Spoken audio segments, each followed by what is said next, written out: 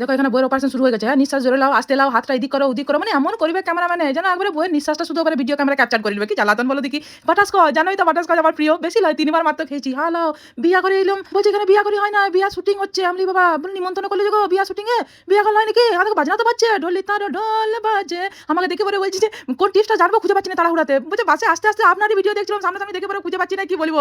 দেখো সব সাজগোজ দেখছো কত ছোট, ছোট ছেলেগুলো সব বড় হয়ে গেল। আর সব পাজামা পাঞ্জাবি পরে, পরে বলছে বেনারসির সঙ্গে পাজামা পাঞ্জাবিটাই মারিয়েছে। হ্যাঁ, দাদার ড্রেসটা মানায় নাই। আর দাদার সঙ্গে তো একটা ছবিও তুললাম না যে গো, দাদা কোথায় গেল? দেখো পেয়েছি বলি চাটুজার পাশে আমাকে কেমন লাগছে? দেবাদেবীকে কেমন মানিয়েছে কমেন্ট করে জানাবে। কি জ্বালাতন বলছি যা লম্বা হচ্ছে তাল গাছের মতো এবার ঝাঁপি, ঝাঁপি মনে হচ্ছে বেটাদের সাইজে হতে হবে। হ্যাঁ, ১ম এই শুরু করি যে দুধ দিয়ে। আমার বেটার মুখটা দেখবে, দুধটা দেখে পরে বাপে দড়ি দিয়েছে বলছে দুধ খা। বলছে বোঝ করে এসে বলে দুধ খাবো? মানে তোরা কাকা যা, আমিও না পাস্তা, পাস্তা দিয়ে শুরু করে দিচ্ছি। দেখো এই সেই বেগুনি রঙের বাঁধাকপিটা ওইটাকেও স্যালাডে দিয়ে দিয়েছে গো। বাবারে ওইটাকে খেতে এসেছে কে জানে বাবা, সত্যি করে বলি হবে না। দাদা আমার বর কায়দা করে নিয়ে আসে। দেখো নিজে খেয়েছে ভালো লেগেছে, দিয়ে বই লেগে নিয়ে এসেছে। তোমরা সব কমেন্টে লিখবে যে দাদার মতো মানুষ হয় না, কত ভালো মানুষ।